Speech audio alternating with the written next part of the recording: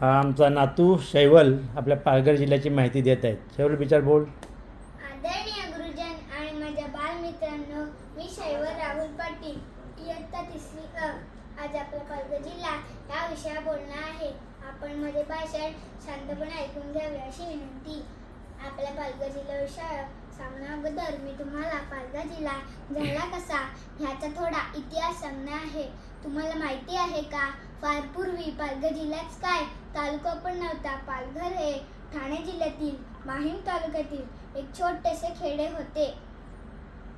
तालुक्याचे ठिकाण माहीम म्हणजे आपले केरळ माहीम हे होते.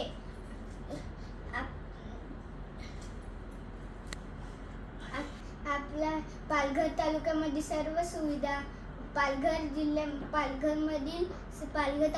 पालघरमध्ये सर्व सुविधा आणि मुख्य म्हणजे रेल्वे स्थानक असल्यामुळे पालघर तालुका आणि इतर आजूबाजूचे जिल्हा केंद्र पालघर येथे करावे असे ठरले आणि 1 ऑगस्ट 2014 रोजी पालघर जिल्ह्याची स्थापना झाली.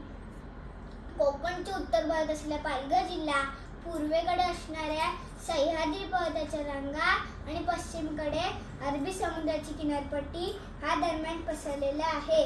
पालघर जिल्ह्यात 8 तालुके आहेत. त्यामध्ये जव्हार, डहाणू, तलासरी, वसई, मोखाडा, पालघर, विक्रमगड आणि माढा हे तालुके आहेत. पालघर जिल्ह्यामधील आदिवासी संस्कृती, लोकजीवन आणि लोककला यांचा मोठा प्रभाव आहे. त्यामुळे पालघर जिल्ह्याला आदिवासी जिल्हा म्हणून ओळखला जातो. पालघर जिल्ह्याचे वैशिष्ट्य म्हणजे आपल्या देशातील पहिला अणुप्रकल्प पालघर असणाऱ्या तारापूर येथे आहे.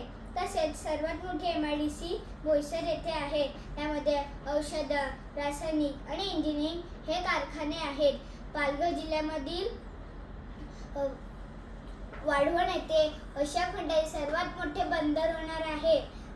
आपल्या देशाची आर्थिक राजधानी मुंबई ही पालघर जिल्ह्याला लागूनच असल्यामुळे सर्वार्थाने पुढील काळात पालघर जिल्हा देशाच्या प्रगतीमध्ये महत्त्वाचे योगदान देईल अशी इच्छा व्यक्त करून मी माझे भाषण संपवितो. धन्यवाद. जय हिंद.